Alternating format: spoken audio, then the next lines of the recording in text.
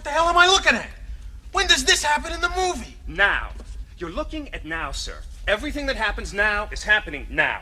What happened to then? We passed then. When? Just now. We're at now. Go back to then. When? Now. Now? Now. I can't. Why? We missed it. When? Just now. When will then be now? Soon. It's Extras and Epilogues. Open the theater. Lights, cameras, action. Movies and reviews, things you might not have known. What happens when the credits roll? Let's get on with the show. A starship pilot for hire and his trusty sidekick must come to the rescue of a princess and save planet Druidia from the clutches of an evil intergalactic... I'm sorry. It was a whole bunch of them. Evil intergalactic fascists. It's the Spaceballs themselves. Both the race, the religion, and the country. And you got it. And that's what we're reviewing here tonight, as Mel Brooks May continues to chug along after a rousing start with Blazing Saddles, quite possibly the funniest movie ever made, and I think is the funniest movie ever made, all the way to History of the World Part 1, which Tanner is sick of us making fun of. Where will Spaceballs end up on that spectrum? Now, this is a film that is already liked by a majority of our cast. In fact, I might be the only holdout who didn't care for it. So upon rewatch, did I change my mind? Did they change their mind? That's the game we play on Extras and Epilogues. The theater is open once again. Welcome back, ladies and gents. My name is Shannon Young. I may have said that before. Who knows? Mr. 100, the sole producer behind the Midnight Coterie Band, professional wrestler, and what else? There's got to be at least one more thing that I do. How long's it been? Rabble Rouser. What else you do? Rabble Rouser. Rabble Rouser. With me, let me introduce the cast, and because it is Mel Brooks May, of course, we have our special guest, but we have another guest. It's a double guest tonight. There's four of us here. Let's get to that. It's Double H first off. Shit, we're not just doing this for money. We're doing it for a shitload of money. When you're right, you're right. The man himself, Tanner Calvert, is here once again, the Mel Brooks aficionado. Welcome back, Tanner. This is going to be against Spaceballs 2, The Hunt for More Money. I love that joke. The search for more money. Yeah. God willing, we'll all meet up again. And they did. Many years later for an animated show that nobody remembers. Unfortunately. And rightly so. Speaking of the master of animated shows that nobody remembers, it's Lindsay Wolfgong, our special guest. I am not a Druish princess. That checks out. You don't look Druish. She didn't look Druish to me. No. That's a joke I didn't get when I was younger and I watched it the first time. Yeah, same. You know? Any of the direct Jewish lines, comparisons to Druidia and them being Jewish, never got any of it until much, much later. Even the term Schwartz I didn't get until I was older. Yeah. You know? None of it. This is week 3 of Mel Brooks May. Of course, we're celebrating the funniest director of all time, one of the funniest men, if not the funniest men to ever exist. And as I said in the beginning, we covered Blazing Saddles the first week. Last week, we did the History of the World Part 1. This week is Spaceballs. And next week, we wrap it up with Robin Hood Men in Tights. Actually, Zach Kirkus sent us all a little list that kind of plays well into what I was about to say here. That Mel Brooks, this is the article from Collider. Mel Brooks made a lot of funny movies, but these are his 3 undisputed masterpieces.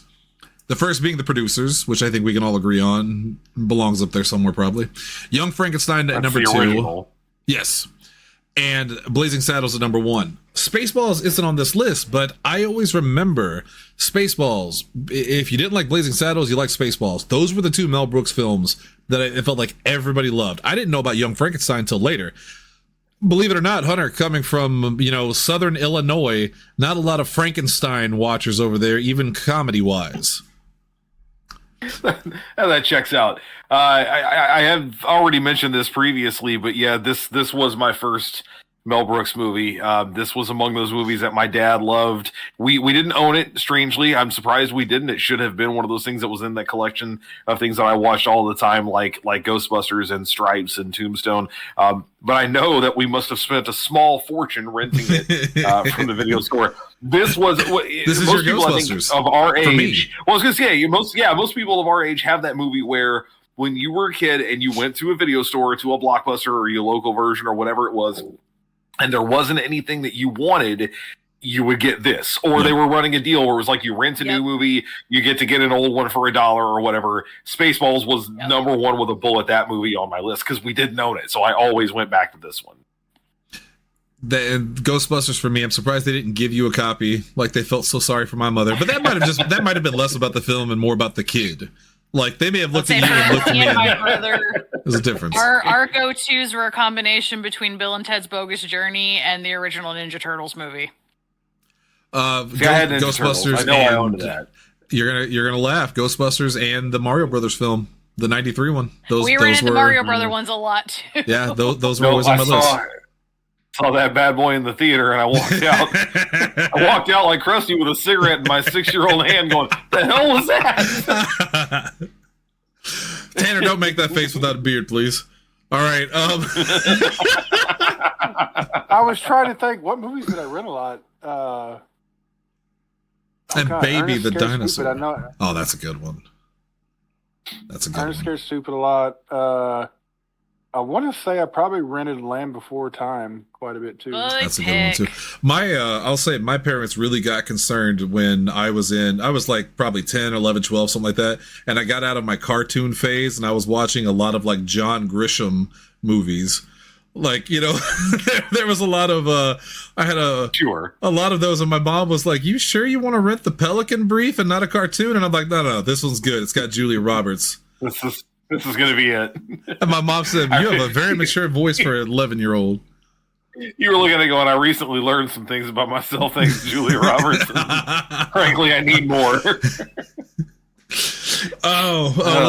Let's get to the stats on Spaceballs. That way we can talk more about the film and not, what we usually do. Spaceballs was released on June 24th, 1987, really riding the high of the Star Wars era. 4 years. I mean, it wasn't 5 years later. That's not that far off, right? 4 years. Empire Return came out, 83. Yeah. So, not too terribly far. Plus, it's not strictly Star Wars. I mean, there's definitely Star Trek parodies in here. Transformers. I mean, it's a Transformers. It's a sci-fi send-up, and Transformers would have been the most prescient because Transformers was what 88, 89. That was pretty, very, very recent. Yeah. This is probably the first parody comedy I've seen that directly spoofs specific films in much of the way that Scary Movie and shit like that did, right? Like, this was the first one I ever saw that wasn't a generic, it's a Western, like Blazing Saddles. And very specifically, you could look at the DNA and say, that is absolutely Star Wars, that is absolutely Star Trek. So Mel Brooks, I don't know of any film before this that did that. Mel Brooks may have done it first. You can make the argument for Airplane, I guess. Right, I was going to say, but Airplane was also more of a send-up of disaster movies in general. That was its own thing. So this is a Young Frankenstein, if you really want to. But if Young Frankenstein, if you want to use that, is a send-up of Frankenstein. But you can't point to one Frankenstein movie and say that's the one. Right. So yeah. So maybe we have Mel Brooks to blame for date movie and shit like that. The only film he really made where you could point at and go, he's 100% parodying that specific movie for the entire film, is the one we're talking about next week. Yes, because that is almost it's Prince of Thieves. It's Prince of Thieves. Yeah, that was the point. Yeah. Yeah, that was the point. Now, to be fair, there are also still jokes in that movie that are not from that. I mean, the little page boy that's clearly just supposed to be Kevin from Home Alone that runs around doing the screaming. Like that's I meant to say this the other day, but like the Robin Hood character in Men in Tights itself is not a parody of Kevin Costner. It's a parody of Errol Flynn. No, it can't be because, unlike that Robin Hood, he speaks with an English accent. Yeah, that's why it's so you've got Errol Flynn basically in Prince of Thieves is kind of what it is. Right. Yeah. Anyway. It's not parodying Costner. but it's making fun of him. Yes, very much making fun of him. Scarlett O'Hara. Look, it's next week. We'll do it, I promise. Released June 24th, 1987. Directed by the great Mel Brooks. Written by the great Mel Brooks, Ronnie Graham, and Thomas Meehan, who also did The Producers and Young Frankenstein. And it's a great cast. It's a good cast. Yes. Bill Pullman's in this. Bill Pullman may be one of my all-time favorite low-key actors who's been in so many good things, you know? And and I can't, every time I get a chance, I'm going to do this, I can't recommend Thunderbolts enough, starring Bill Pullman's son. Lewis. He's fantastic in that. And boy, in this film, there's a parts of this film where you see Bill Pullman turn or smile or whatever, and you go, oh yeah, they look exactly. Well, especially because he's got that hair. He's young, about the same age. They're probably not necessarily the same age as the son now, but he's got the hair. He's got the facial expression. He's got the nose and chin combo. Very similar. I was telling everybody last night. I finally got to watch Thunderbolts or New Avengers, whatever you want to call it now. And there'd be point like he would just turn. Bob would just turn in a certain area, and I go, "Whoa, shit! Looks just like his dad." No, I was getting distracted in the film for that reason for a little while. I'm like, "No, stop analyzing."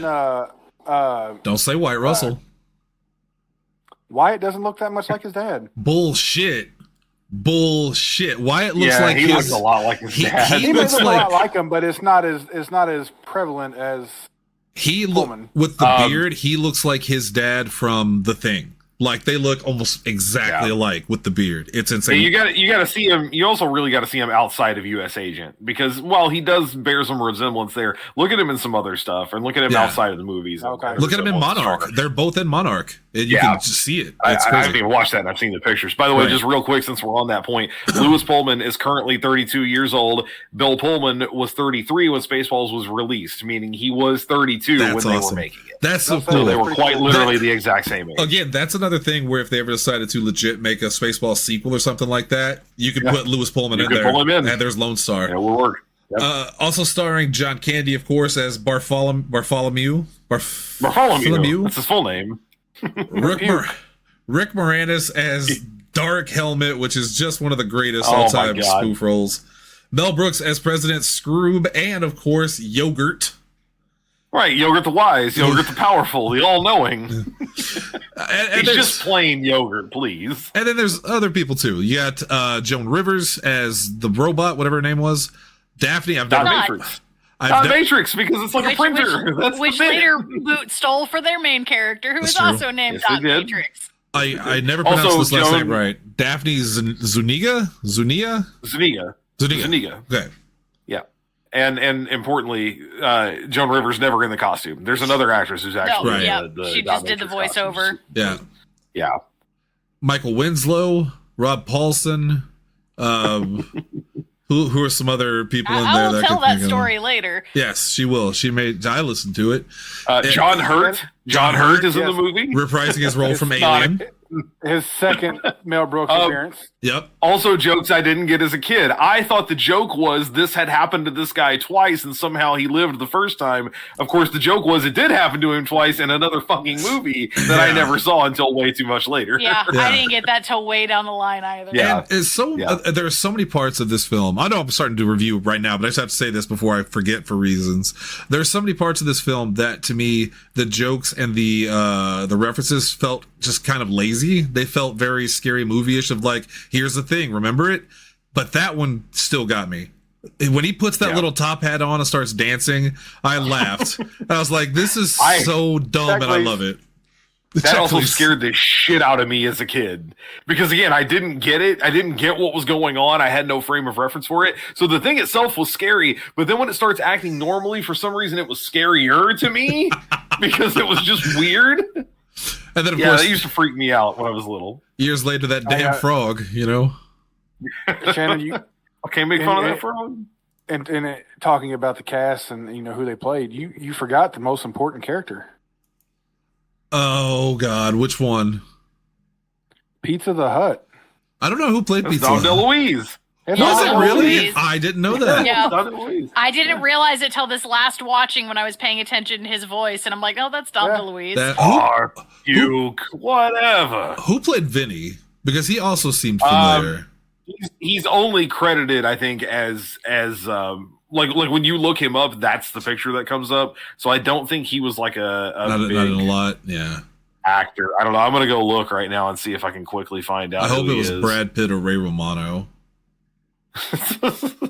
I also sort of hope it was Ray Romano. Now that you mentioned that, I think Ray Romano would have been 6 at that time. I don't think that's going to be him. Same voice though. Weirdly enough. Yeah, it was Rudy weird. DeLuca. Rudy, yeah, I don't know that guy. Rudy DeLuca. No idea who Rudy DeLuca is, but I bet they also don't like Bootsy Badass. And he was mostly a screenwriter. It looks like. He's so good in that part, though. He's so good in that part. I always remember him. Before pizza sends out for you. That's such a good joke, too. All right, let's get back to the stats so then we can actually talk about the film guilt-free. Yeah, just real quick. He was also in a bunch of other... He helped Mel Brooks write. So he's one of the prehistoric men in the history of the world. He helped him write for High Anxiety and Life Stinks. Yeah, he did a bunch of other stuff Classic with it. He wrote on Dracula Dead, loving it. Yeah, so that's the thing. Runtime of 96 minutes. It cuts a good cloth. I felt like it could have been a little bit longer, honestly. Like, nothing wrong with the time up there. Budget versus box office.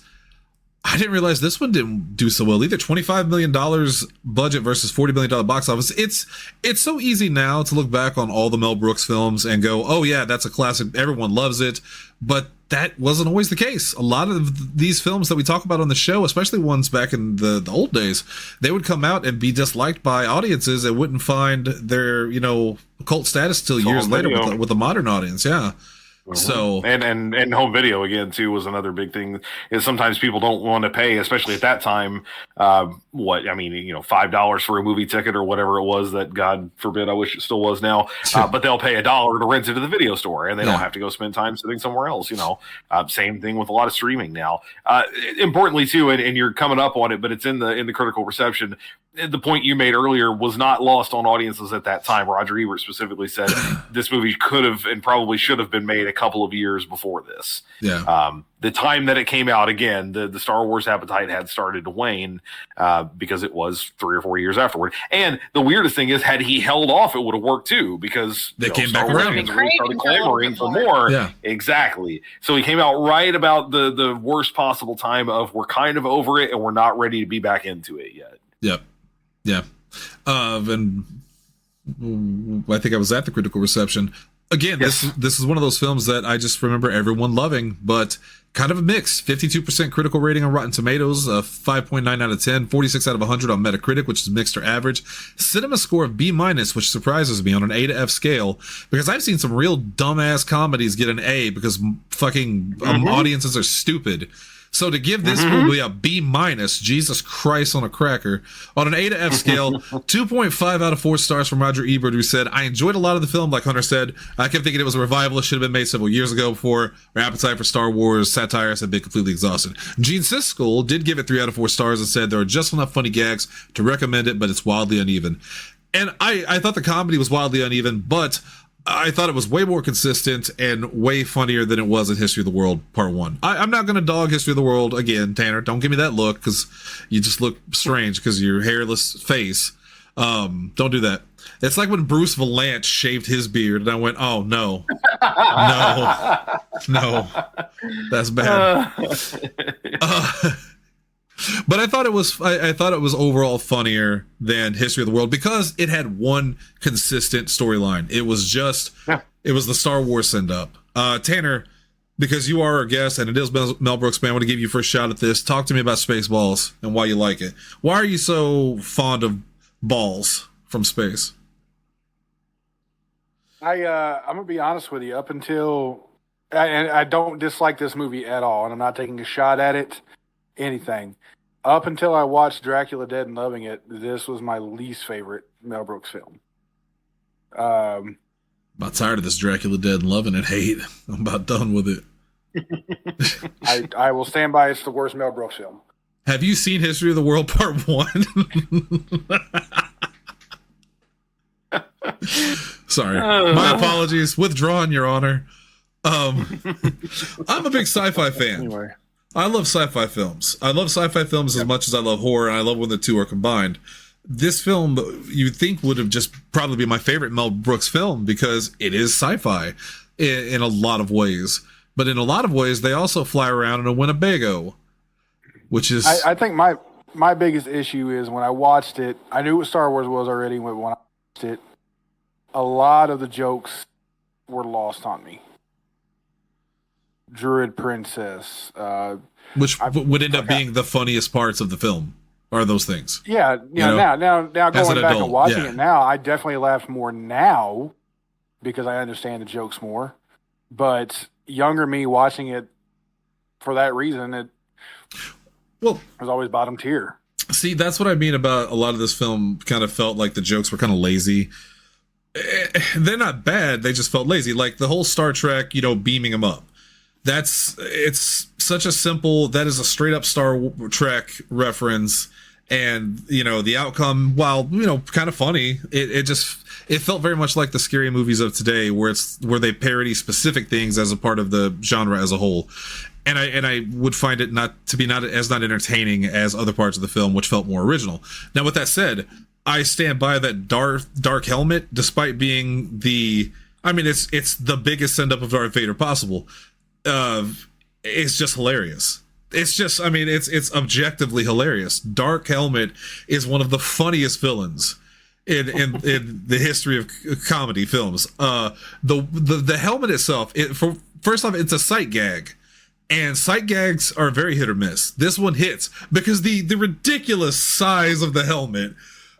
Rick Moranis is just good at physical humor anyways, so add that on top of it so you get the mimicking and miming with the giant props. Say humor. Yeah, you could just say humor. Rick Moranis is fucking hilarious. Yes, I've never seen him in something I didn't like him in, and he absolutely steals the show in this entire movie. It is a fucking travesty that this is the only time that Mel Brooks got to do anything with him. Everything out of his mouth is hilarious. Yeah. Every time he's on screen, he's funny. Every time he says something, he's funny. Every time he does something, he's funny. It's part of the reason I love this movie, not to give too much away in advance. But literally every time he shows up, he steals the scene. To the point that it's sometimes detrimental for other people in that scene. But he's so fucking funny. And from the moment he shows up, you went over my helmet? Yeah. Way funnier and way more interesting than the hero characters that we follow for the most part. Like I don't agree. The team. I don't think it's that drastically different. The team of Dark Helmet, Colonel Sanders, and what's the matter, Colonel Sanders? Chicken? And then President Scrooge later. That trio, that was my favorite parts of the film. They were always funny. In fact, Lindsay, to talk about the physical comedy with Rick Moranis, you said my favorite part of the film, like the part I laugh out the most every time, is when they pull the lever to get out of ludicrous speed and his little ass goes flying forward into the console. I never don't laugh at that. That is one of the funniest things I've ever seen. That is hilarious. Good. Yeah. And then even the aftermath, all of just it's such a Looney Tunes gag of him just going, let's take a 5-minute break. Right. Let's take smoke him if you got him, and the smoke him if you got him. I love that. Yeah. That scene specifically is the one where I pointed out some new trivia to Shannon. It's true. The Spaceball that is to the right of Dark Helmet when he turns back around that helps him up, that's Rob Paulson. Oh shit. Yeah. Nice. And he's also one of the Spaceballs that's combing the desert, but I don't remember which one. Probably not the one that says we ain't found shit. It's not him. I don't think that's him. No, it's not him. That's not him. But then he returned with Phil Hartman to do looping for the film afterwards, so helping to fill in the background noises that didn't pick up right on the mic. And them and Tress MacNeille were in for doing background noise for With the Dinks. And nice. Rob Paulson has told this specific story at conventions and things, but I find it funny. They're talking about the scene, and Mel Brooks is like, okay, we have the Dinks. We need a name to refer to some of these Dinks as. And so he was taking suggestions on names for these characters. And Rob kind of muttered something to Phil, and Phil elbowed him and was like, say it. And so when he got Mel's attention, he's like, well, Mr. Brooks, how about Gunga Dink? because at the time there was a film Gunga Ding from the 1930s. Gunga Din, yeah. And it's also in the desert with someone that's giving water. And so, like, he was playing it off. Some of the other people in the group kind of chuckled a bit. And Mel just stared at him and said, "Boy, weak is cheap, funny is money," and moved on. And Rob Paulson just felt crushed. Oh my God. Tanner, you didn't tell me Mel Brooks was such a piece of shit. well, later down the line, he ended up apologizing because he was on one of Rob's other friends was doing a podcast later and had Mel Brooks on, and he kind of reiterated that story to him, and he laughed and he's like, "No, that's kind of funny. My bad." So. I can absolutely imagine Mel Brooks going, "My bad." Sorry. Well, in the Mel Brooks style. Hunter, get that quote down on a T-shirt and print it because we're gonna make so much money off that. Cheap. Mel Brooks saying, "My bad." No, cheap is weak, but funny is money. Or weak is cheap. Weak is cheap, but funny is money. Yes. I'll make it work. I love Bill Pullman, but I didn't exactly love him in this. He's fine. Don't get me wrong. Everybody's fine. There's just, I don't know, man. The jump. He felt like a hungover Han Solo. Well, that's sort of the point. Okay, so first of all, you get that the joke is that he's Indiana Jones and not Han Solo, right? Yes. From the moment they introduce him with the fucking he has an adventure hat. Jacket, the works. Yeah. Yes, an adventure hat. We'll tell that to his whip. My whip. I think part of the reason that you find the villains funnier, number one, is that they're meant to be laughed at, right? They're fascist, and Mel Brooks loves to send up things that are awful and make fun of them. Yes, he does. But the other part is that, and I said this to Sarah when we were rewatching it, she actually really likes this movie, and frankly, I think she likes it more than Blazing Saddles, and I get why. Because this movie is not just a laugh-a-minute romp. It's just a good movie with some very funny parody shit in it. So the heroes are treated like actual heroes, like they have ups and downs, they have a journey, they have to go through stuff. Not everything that they do is full parody, laugh-a-thon. So, I mean, they have serious moments when they're in the desert around the fire and all that. And I think that's why you don't find them as funny, because they're not always played that way. They're not always meant to be just, let's laugh at everything that these characters do. Right, and you kind of have to do that with the heroes in a movie that is, in some ways, kind of taking itself seriously. They're having a real, journey and moment and arc. The villains, on the other hand, are stupid and can be played for stupidity and are constantly made to be made fun of. But I think Blazing Saddles showed that the heroes can be funny and be a laugh a minute. Now, sure, and push the plot when they along. don't have to have an emotion. Well, when they don't have to have an emotional arc, because they didn't, right? Sheriff Barton didn't have any real, he didn't have to learn anything or do anything different. He showed up fully formed and ended the movie the same way. I would say it was everybody else that really had more of that. The townspeople learning to accept, people that aren't them, and everybody kind of coming together at the end. But the townspeople are also dicks. Well, right. Sure. I mean, that's sort of the point. They're assholes from the get-go. They're no Spaceballs. But that movie is more Looney Tunes than anything that happens in this one. This movie is built on the arc of an actual, again, if it's built on Star Wars, it's built on an actual space fantasy epic with good guys and bad guys and emotional arcs and journeys and stuff. Sure. A Western is much more simplistic, and it's always going to be that way. And I'm not saying that it gets a pass for that reason, but it is easier to make a movie that is laugh-a-minute funny when it's playing on a very broad trope than when it's playing on a very specific one, which is why I think that a lot of people don't like Robin Hood Men in Tights as much, because it's even more that. Now your main character really doesn't get any of that. A lot of the emotional arc stuff completely gets taken out, and now everybody's a joke constantly all the time, and it just doesn't play as well. Yeah. Well, we shall find out next week, because I'm kind of curious about that myself. I loved Robin Hood Men in Tights when I was younger, but as has happened on this show many times, we go back and watch something and we don't have the same feeling, I think if you thought, and frankly, I didn't think there was a lot of this that was lazy. There's some stuff that it's like, okay, I can see that coming. I think if you thought stuff in this movie was lazy, you're really going to find it hard to stomach some stuff from Robin Hood now, because it is extremely that way. It's you see every joke coming a mile away for the most part. Not all of them, but most of them. I feel like Robin Hood Men in Tights is probably, when it comes to his parody films, it's the most one-to-one of a parody of anything else. So you know what I mean? Yeah, that's what I was saying earlier. Yeah. I mean, To be fair, Dracula or Dracula Dead and Loving It is kind of the same way with Francis Ford Coppola's Dracula.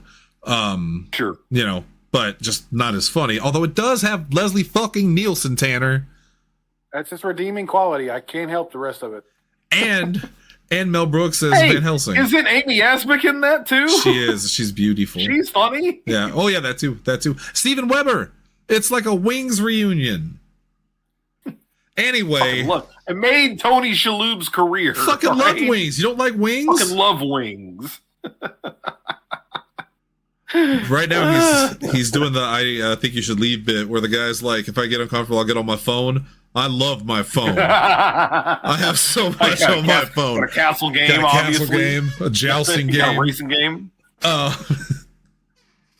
Yeah. I think I did like this film more than History of the World Part 1. But you know what? For Tanner's sake, I'm going to say this. I'm going to rewatch History of the World Part 1 because I think my expectations were so high with the way it was built up to me and just coming off of Blazing Saddles that I don't think I was completely fair to it. I still think my review would be mostly the same, but I want to see it again and see if I'm wrong. Because that is, at least as of right now, that one is my least favorite Mel Brooks films of all the ones that I've seen. And this one was a nice turnaround from that, but still no Blazing Saddles. I don't know. Lindsay, what about you? You tell me about this film. You tell me why you like this movie. I remember watching it when I was little, and there's a very strong possibility I saw this before Star Wars, but I don't know 100%. Because it all kind of blends together when it's that old. I'm pretty sure I saw this before Star Wars and before I saw Alien. So most of this film, much like Tanner said, when I saw this film the first time, I was going like, I don't understand any of it, but yeah. Yep. But no, I mean, it was always on TV a lot, so I remember watching it multiple times, and it's that same initial, especially once I started to like Star Wars. I realized this was Star Wars adjacent in some way. I didn't really understand what parody was at the time, but still going back and watching it. One of my and Hunter's not here to join in on this, but Tanner, one of my favorite bits from the movie is when they ask for the Spaceballs VHS. Yes. And I never realized it. Well, I never realized it as a kid, but as he's going over, there's Blazing Saddles, there's History of the World, there's all the other Mel Brooks films. Movies in behind. And it's all the other ones. That's very funny. That whole sequence is fucking hilarious. Yes, then it is. Fast forwarding past the part that you talked about him getting thrown and in he the console. specifically says, go past this. So first of all, he's got his coffee, you didn't see that. which is a great callback to earlier in the movie. Of course, I have coffee when I watch Radar. Everyone knows that. So he's got his coffee again. He's drinking it through the mask, which is also a very funny sound effect.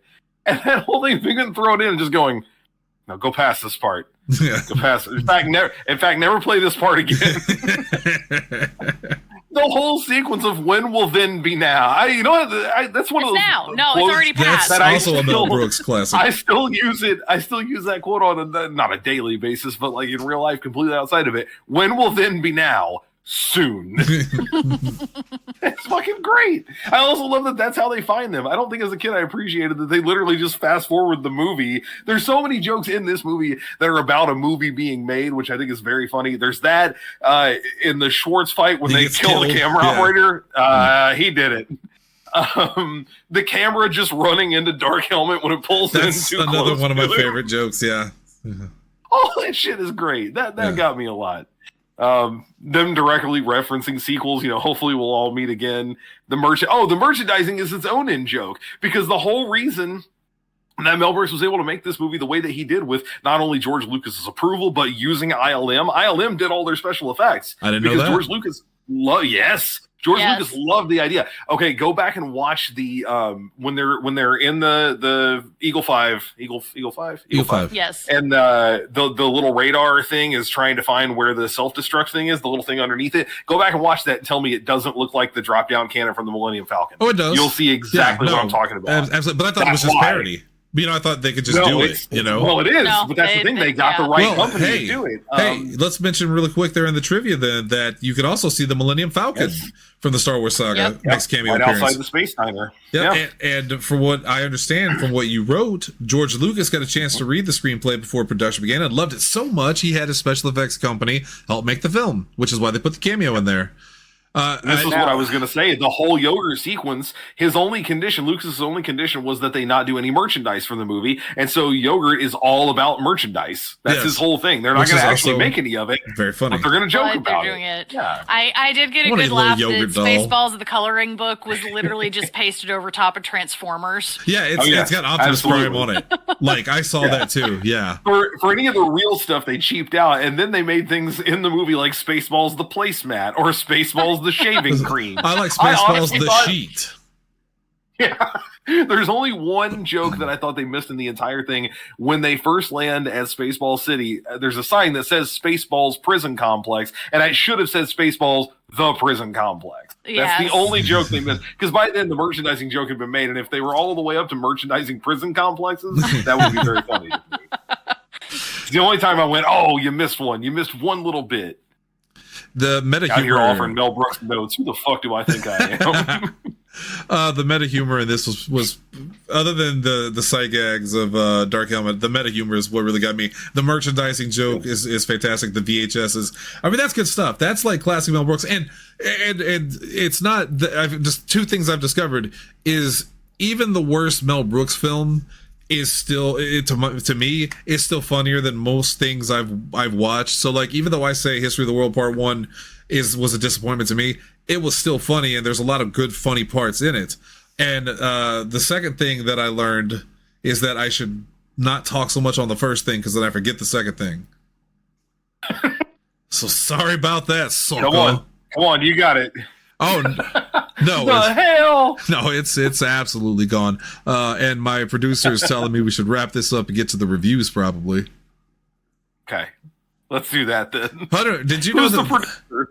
No, let's not make any jokes about that. The castle on the planet Druidia is King. You want to take that one, or King Ludwig II's Neuschwanstein Castle? It's in Bavaria. Yes, of course. I put here mainly for Lindsay's sake because she had said something about maybe being on this episode. Lindsay, this is a castle that they was the original inspiration for all the Disney castles, the theme park ones. Nice. Yep. Yeah. So if you go back and look at it, and you look at its silhouette, its outline, it looks a lot like stuff. Yep, same kind of deal. This movie's been in a bunch of movies. In fact, I think it was in a variation on Dracula at some point in time. I think they used it for that. So that's part of the reason. Probably ripped it off too. To be fair. Oh yeah. I mean, to be fair, if anything happened Dracula related, Castlevania has borrowed it and utilized it and merchandised it. Merchandising. You heard it, Konami. The kids love this one.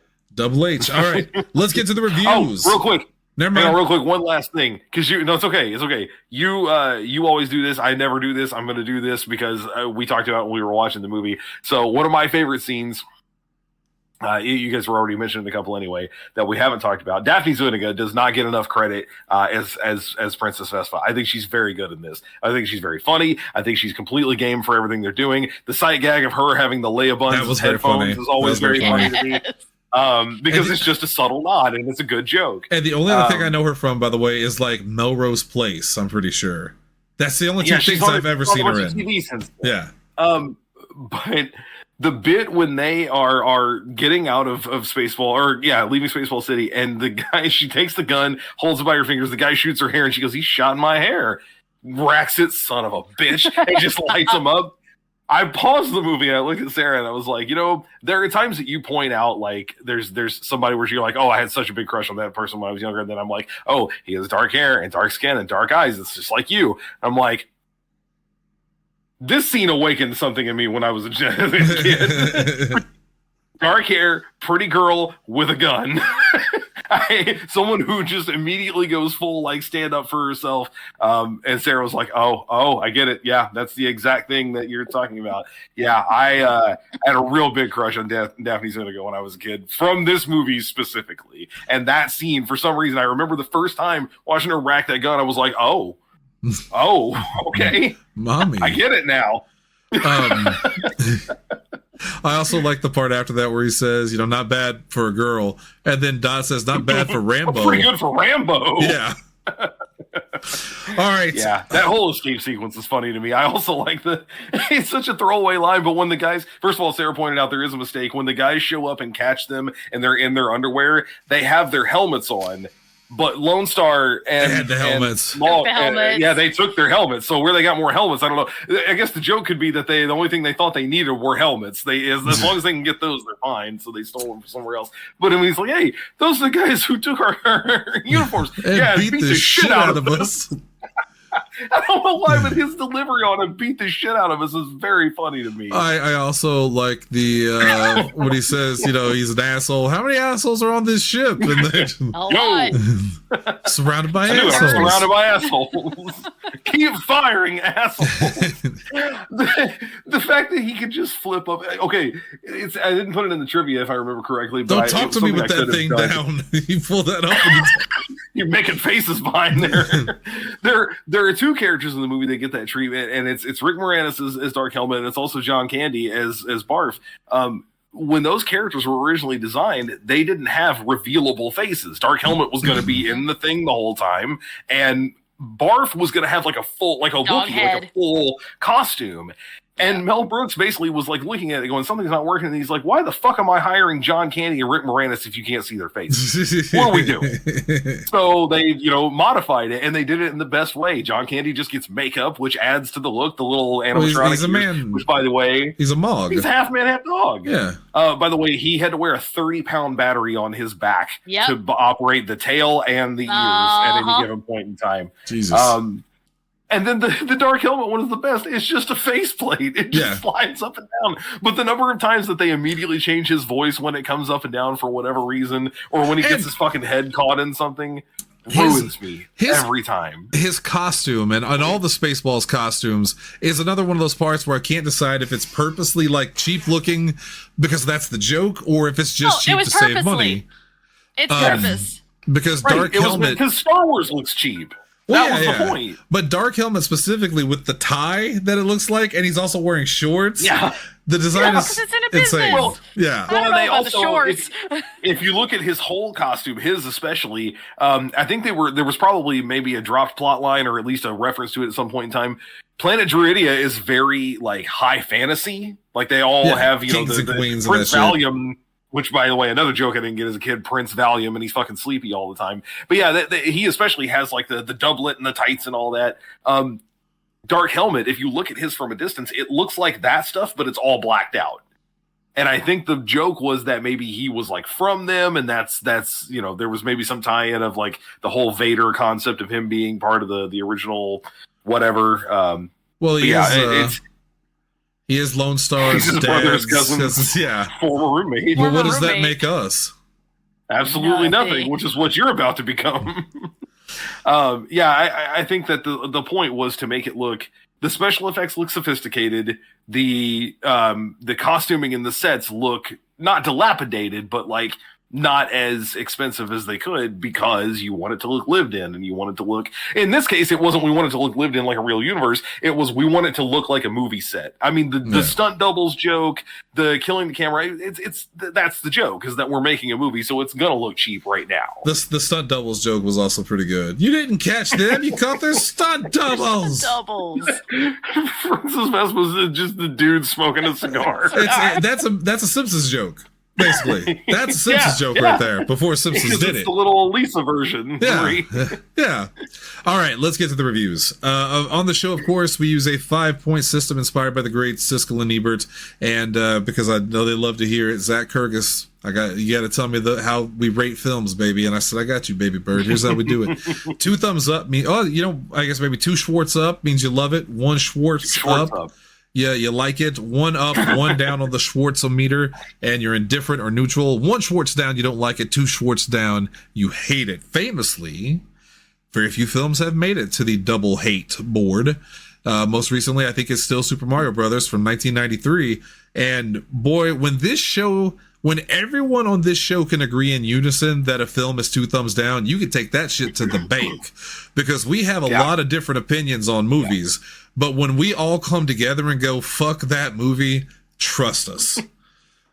Mario, even to that degree, it was just me and you. Yeah. So if we'd had more people here, it might have had more of a shot. Yeah. And again, that's a film we both said, yeah, you should kind of watch it, or at least watch parts of it because of it, the history. However, the film's bad. Let's go to Tanner Calvert, the man himself. to get his first off review for Spaceballs. And the camera's coming back on. He needs us to see this. Coming back. 3. Will he have the beard back somehow? 1. Oh God, that would be a great joke That's if he suddenly had it again. Yeah, but no, he doesn't even have a camera. Right, it's still just spinning. It's spinning squares around. It's squares that are spinning. Yeah. They're square Can we dancing. at least hear you? Failed to start the camera. I'm gonna hit try That's again. not good. Well, here it comes again. We're gonna try again. Trying again. Here we go. The real question is again, can we hear him? Because he hasn't spoken. There he is. There he is. Don't give me that He's face. back. Don't give me that face. Okay. He's just looking at us. Yeah. Discord sucks tonight for me. For So everyone, Discord sucks. my review is Oh, he's giving the Spaceball salute. He's giving the salute. That's a 1 thumb up. one thumb That's up. the one Schwartz up. 1 Schwartz. You know what? No, because of how hard I laughed, I am going to give it 2. Hey, look at that. I am going to give it 2. I'll make up for it. Don't worry. Because that's fine. Because 10 years ago, 12 years ago, it would have been 1 thumb, maybe 1 up, 1 down. As I've gotten older and I understand the jokes now, maybe I've just gotten more mature in my comedy and what I like. There were parts of this movie before that I was like, that had me literally dying laughing while I was at work. So I will give it 2 thumbs up for how hard it made me laugh.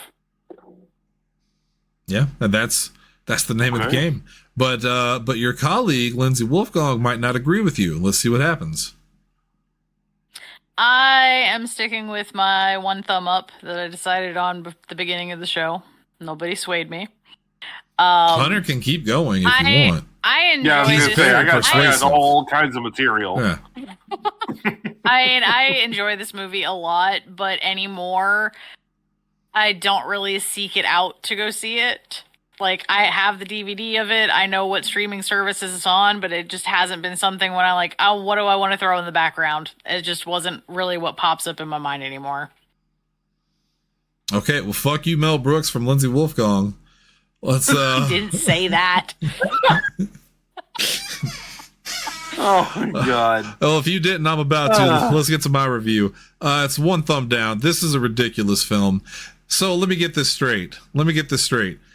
Their ship turns into a giant maid. Yes. The structural integrity, is it okay on that? I don't think that's how ships work. Who were the ad wizards who came up with this one? I mean, the SDF-1 turns into a humanoid. They're flying a Winnebago around. Cars don't fly. Okay? Makes no sense. Yeah, well, Makes how some did Barf go goddamn into sense. space with no spacesuit then? I also love that. He just goes down the ladder.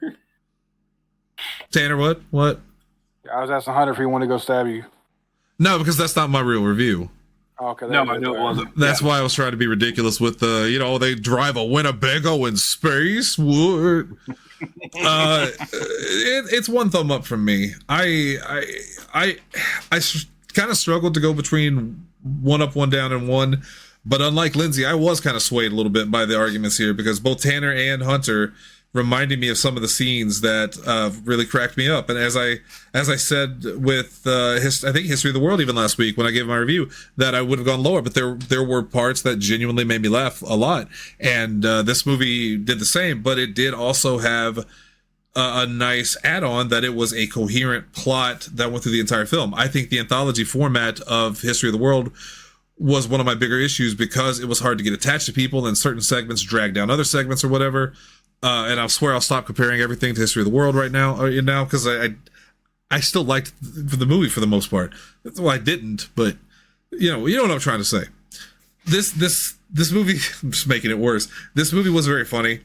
I still think that some of the jokes were kind of lazy. This really did feel like the precursor to films like Scary Movie and Date Movie and stuff, where they just take specific things, and it's not like you're not parodying the show at this point specifically, or you're doing very specific things that aren't as funny to me. I heard myself there and it threw me off. But unlike Date Movie and movies like that, at least the jokes in this film that they make that are like that are still funny. I don't find them as funny as the original material, but they're still funny. The Star Trek joke still made me laugh, you know, with the transporter. The Doublemint twins or whatever made me laugh, as goofy as it was. And by the way, can we also talk for a second about how, Tanner, you're just making it worse. You're just making it worse. Oh. What did he do? It's just the hair. It's just, oh God. He's trying to be Sora. I'm pretty sure that's what young female singers see before they're bound and gagged and thrown into some type of van. Oh no! That's why I cut the mustache off. We got to talk about how Mel Brooks, whether it was maybe because he is a little bit older at this point. I think he's in his 50s as opposed to some of the earlier movies. But this movie is significantly less horny than even Blazing Saddles. And Blazing Saddles only had Madeline Kahn with the cleavage and the legs and all that. But this film didn't even go that far. This film was very tame sexually, especially compared to History of the World. It was a very horny film. It almost felt like they were trying to make this more of a kid-friendly film. But then at the same time, they absolutely did not, because they're talking about, beat the shit out of us and stuff like that. So it feels like a more mature film. I think large portions of this are that way. Sorry, this is your review. I was just going to say, I think a large portion of this is actually kind of a more kid-friendly version of Star Wars to some degree. In a lot of ways. It's a definitely more Alien. Understandable. It's funnier. Yeah. Having seen it before I saw those things, I think that actually was a good ease into those sorts of things. Again, I got the jokes more, but I also was like, oh, okay, so this is what this is like when you do it for real. Right. Understood. Okay. Yeah, well, your time's coming up in a second, so sorry, I'm kidding. But that's it. Hell? That's it. It's one thumb up. It was still very, very funny, but I still think Blazing Saddles is the funniest Mel Brooks film. And I'm trying to be fair. I just don't think that's going to change. That movie tickled me in ways no other film has ever tickled me. But this film, I did like this film a lot more this time than I did the first time I watched it. So I changed my mind on the movie after rewatching it in a good way. Hunter. Yeah. There's my chair. There it goes. I'm also a 2 thumbs up person for this film. And importantly, I gave Blazing Saddles 2 thumbs up too. Yes. It doesn't mean I think that they're equal, because again, a 5-point scale is never going to be sophisticated enough to give us all the variations that we need. Right. I think overall Blazing Saddles is probably the better quote unquote movie. But I like this one more. It's Ghostbusters 1 and 2 to a certain degree, as Shannon and I have talked about. Part of that, I know for a fact, is nostalgia. Part of it is, again, I grew up on this film. It was part of that regular rotation in my house. It was something I saw before I saw other movies that I loved, so it was my entry point to those sorts of things. But again, I also think part of it is that having a really strong narrative structure and not even, again, always being a direct parody. There are things that happen in this movie, stretches that go by where they're not jokes. It's not meant to be jokes, things that just actually move the plot along and get you invested in the characters. And I think that's for better than for worse. I think overall, in a way, Shannon, unless I don't want to mischaracterize it, but that was kind of part of your argument, was that there are times where it's not as funny as it could be. To me, that's a boon and not a detriment. I like a parody that isn't just straight jokes 24/7. I'll be honest with you, and we haven't done it for this show. I'm not a big Airplane fan. I know Airplane is supposed to be the benchmark of all the great, parody comedies of all time or whatever. I'm a fan. I don't dislike it, but I think it's a little too, like, every scene is a bit, and it never gives you a chance to breathe. Yeah. It never gives you a chance to breathe. It was the Leslie Nielsen special, basically. Look at Naked Gun. Right. Same way. Yeah. Sure. Yeah. And even Blazing Saddles, while everything is a bit, does give you enough varied humor, and things it's funny in different ways, and I think that's why it works. It's between Gene Wilder's very low key, deadpan sort of humor to the very Bugs Bunny, Looney Tunes stuff of Sheriff Bart. This movie trades that stuff in for a lot of meta commentary. And for, again, a lot of times where we're just kind of moving things forward in an interesting way, even if it's not necessarily laugh out loud funny. Very subtle jokes when they're going through the head of Mega Maid, and he's just giving orders and Barf is just repeating them. One of my favorite bits is not just the praying to God, but when he goes, "I'm going down there." He's going down there, and John Candy quietly goes, "I would." I mean, it's that kind of just little things here and there. Is it a constant, like, loud out and out parody? No. And to me, I think it's better for it. I think Mel Brooks had done enough of that kind of movie and needed a moment to make something not serious, don't get me wrong, but a little more strongly narrative structure. It feels like this movie was, well, first of all, it was built on the bones of Star Wars and Star Trek and all those sorts of things. But it feels like they built an actual straightforward movie first and then went back and went, how can we make it funny? What's funny in this scene? What can we do here? And it feels like a different process than what he's done before, where it's, here are all these funny jokes and ideas that I have, which is why more of his earlier movies feel like series of sketches than this.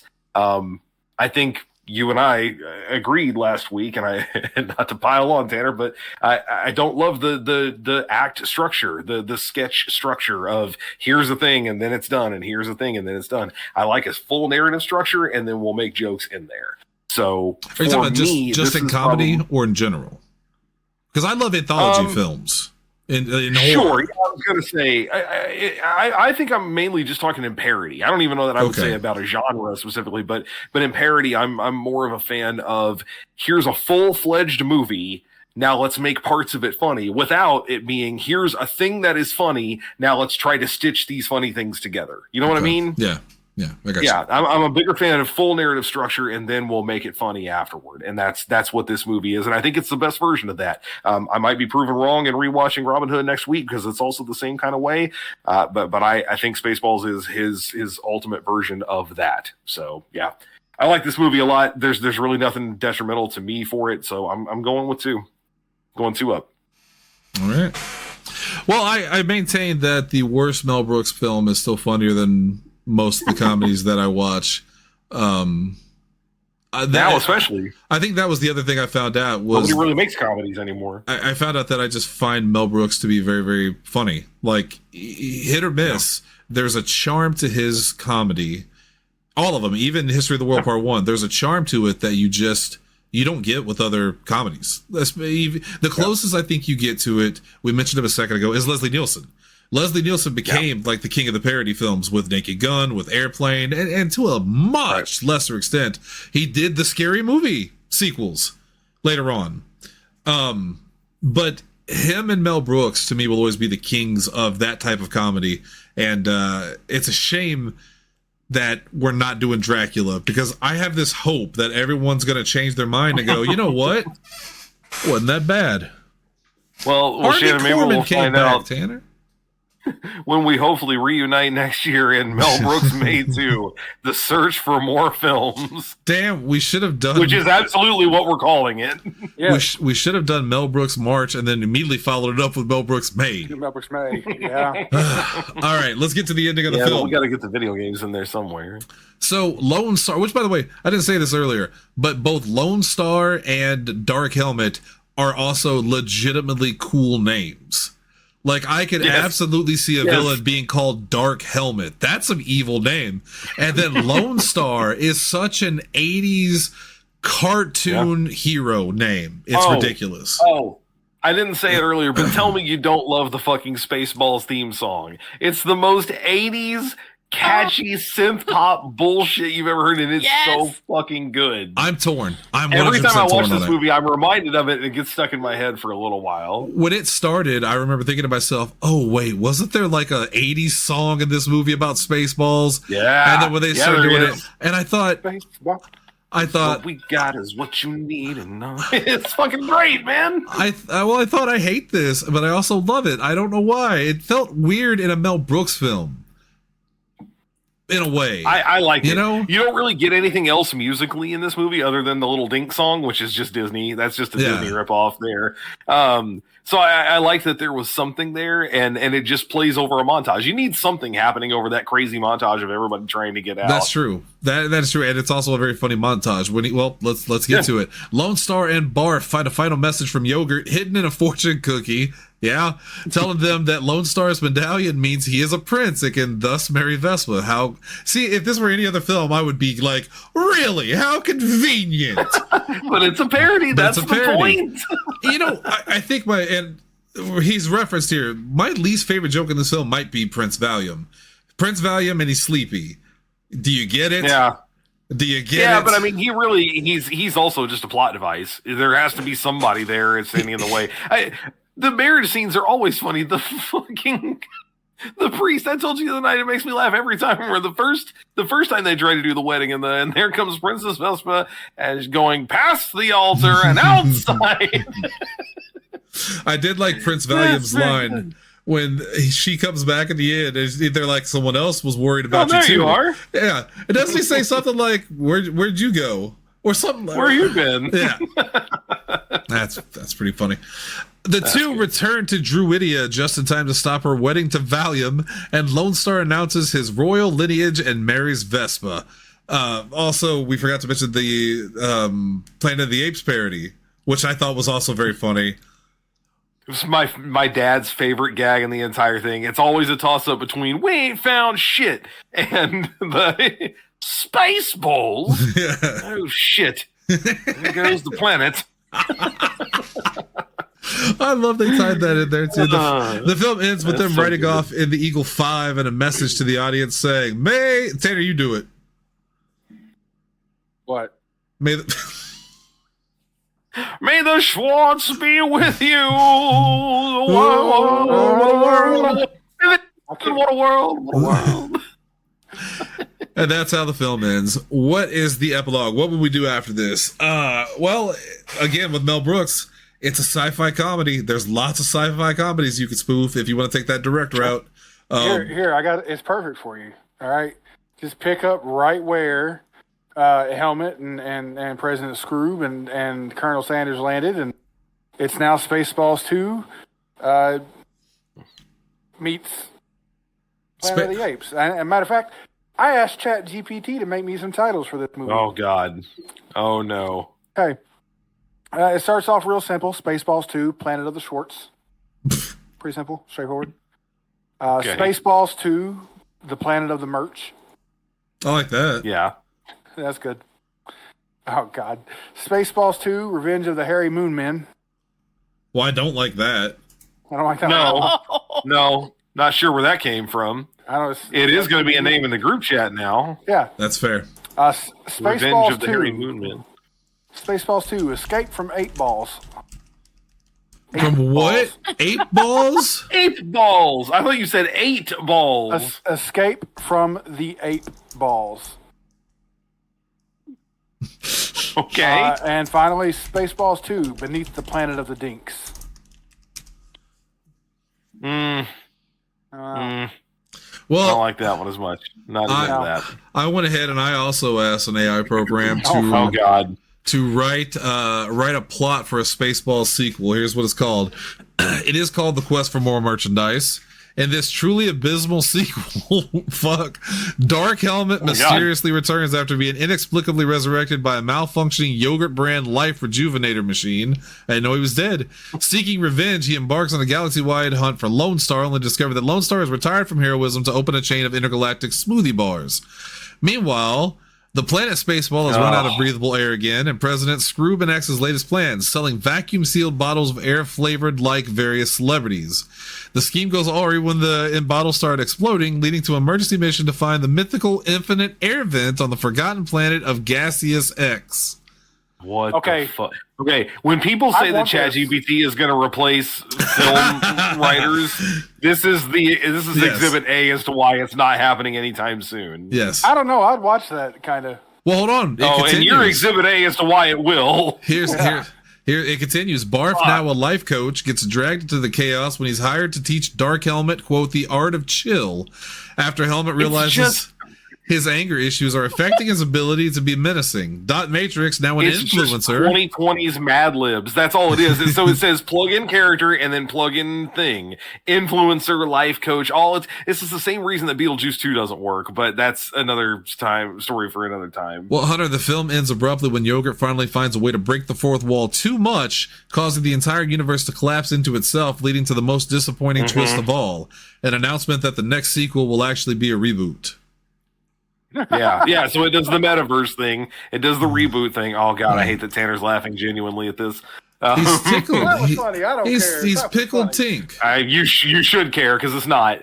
Oh God, it's just. I also like to yeah. see the world, so That's true. True.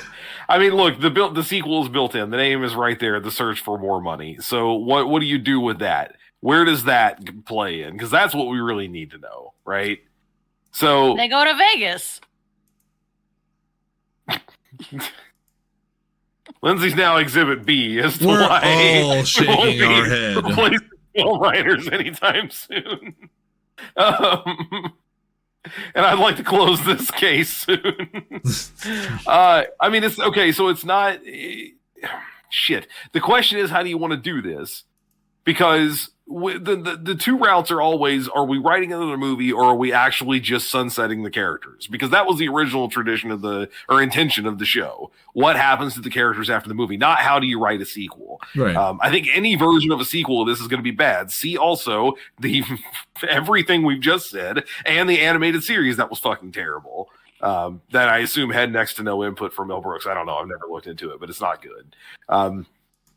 I think it's better if we sunset the characters. So some of these are easily done, right? Dot Matrix no longer serves any specific use because she was there to protect the princess who no longer needs protecting because she's married, so whatever. I do agree, if nothing else, that the actual story you continue to follow are the three who landed on the Planet of the Apes planet. That's something. There's something there. And everybody else is a cameo at this point. Spaceballs and the Planet of the Apes. Spaceballs versus the Planet of the Apes. okay. Yes, version of that. I got curious and did another one. This time I asked for a plot.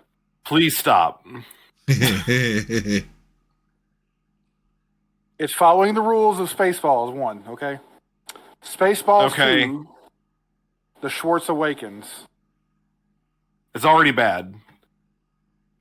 It's already bad. Years after the defeat of Dark Helmet and the destruction of Mega Maid, peace has mostly returned to the galaxy. Lone Star and Princess Vespa are semi-retired, living lavishly off the merch royalties from the first film. But evil never dies; it just gets rebooted. Even Tanner's trying to make sense of it. No, So I was bad. skipping. I was skipping over. Killing something. me. What? It's funny. I think it's funny. Don't Funny. Don't It's a credit direct the computer. rip-off of- Don't Exactly. don't let them know The that's what Schwartz you like. Awakens is the laziest title you could possibly come up with for a sequel to this. Well, yeah. Now, well, no, Now. I mean you could also call it just Spaceballs, the animated series, because that's what it was called. It was also bad. And I looked it up, by the way. This is kind of interesting though, because Daphne Zuniga. Oh boy, I hate that name. Zuniga. Boy, I hate that name. She's just Daphne at this point. Daphne Z. It's just Daphne. Daphne Z and Joan Rivers actually reprised their roles from the film. And so did Dom DeLuise and Rudy DeLuca that Lindsay was talking about. The only people that didn't was Pullman, Moranis, and George Weiner. But Lindsay, you'll find this interesting. The Bill Pullman role of Lone Star was played by, you guessed it, Reno Romano. So Tuxedo Mask was Lone Star at one point. D. Bradley Baker and Dave Wittenberg. That's the only one I don't know. So Series is very bad. If you've never seen it, it's terrible. Well, I've never seen it. It sounds like it had a chance, Real but bad. you know what I mean? It's too late. It's too late, and it was, Anyway, all right. Bad. What's it then? We did it. We did It's another over. one. Well, it's not quite over yet, Double H, Hunter Hendricks, because next week it's our final Mel Brooks May date for Mel Brooks May, and we are watching Robin Hood. Young Frankenstein. Wait, Men in that wasn't supposed to happen. Audible. Let me see the script. Men in Scars. It's Robin Hood Men in Tights. Yeah. I was doing a Men in Tights joke. That's the bit. I get it. I get I another wasn't shot. supposed to lose. He gets another shot. He split Robin's arrow in twine. Twine. Twine. Anyway, and that's not it for this week either. We'll be back tomorrow with an all new After Dark, and I don't know what the top 5 is yet, but it will be related to this film. Well, I think we talked about our 5 favorite sci-fi franchises outside of Star. You can't do Star Wars or Star Trek; they're off the table. That's I feel too like that's easy. still going to be relatively easy. Yeah. But it doesn't have to just be films. It could be video games too. So like Mass Effect, Tanner, Assassin's Creed would Shut up. qualify. No one's gonna take it, brother. You are fine. Yeah, I don't trust Jesse You anymore. are fine. Jesse doesn't listen to this fucking show. Jesse doesn't even know we have a podcast anymore. He just thinks that I'm just secretly recording him. He thinks I'm secret. Anyway, Jesse the internal logic. Day it is. No, sorry. We haven't been on since last week. We did pass over PC85 plays again this week. Well, we passed over our Deadlands game. We are going to finish up season 2 next Monday. Next Monday. Regardless, you'll hear it on Tuesday. We had some circumstances come up. We did, however, stream some Repo last night, so you can go watch that on our Facebook page. That Shelby was our and Lindsay version of joined plays us this week. finally. Yes, yeah, it was a good time. It was wild. But we will be back next week with Horror at Headstone Hill. We're going to finish up season 2 there, and then plays. We might actually be going on a little tabletop hiatus for a little bit, maybe about a month or so, and we'll do some streaming in the meantime. So that's something else to catch you up on since we haven't been on since last week. God, hey, you want to know how good the animated series was? Episode 1 was called Revenge of the Sithy. Listen to the plot. Dark Helmet gets knocked out by a robot stripper in President Scrooge's new casino and recalls his origin story as in a dream. Once he was a young boy named Panikin Crybaby and won his freedom in a NASPOD race, was trained in the Schwartz by Yogurt and fell in love with Princess Harley Van Patten and became Lord Dark Helmet. His name was Panikin Crybaby. The worst thing about that is that somehow they invented AI when that series came out so that it could write it for them, because that's clearly how that was written. This was the final acting performance of Dom DeLuise too before his death. So, hey, legacy. All right. Oh, what a shame. We'll see. Whoa, wait. Not for Dom DeLuise, but for the show, I assume. Right. Yeah, that's what I mean. It's a shame for him. Yes, this was his last thing. Yeah, okay. Ooh, I thought you hated Dom DeLuise. I was like, but he's... No. We'll see him next week in Robin Hood Men in Tights. We're out of here. Hunter, take us out. So, Lone Star, now you see that evil will always triumph because good is dumb.